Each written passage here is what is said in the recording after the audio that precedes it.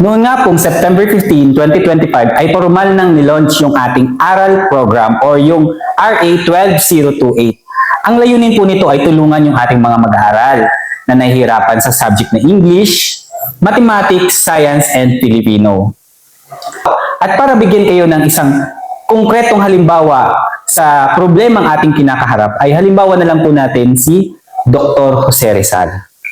Si Dr. Jose Rizal po, sa edad na 5 taong gulang ay marunong na po siyang magbasa, magbilang, at kinakitaan na rin po siya ng kagandahang asal.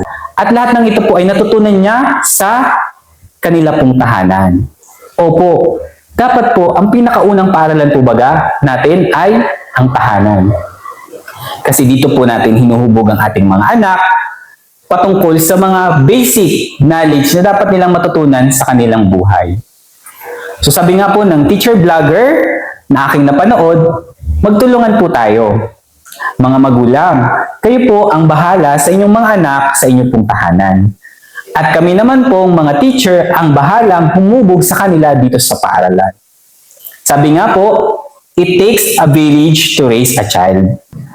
Kaya sana po magtulungan tayo upang mapaunlad pa ang ating mga anak at mga mag-aaral.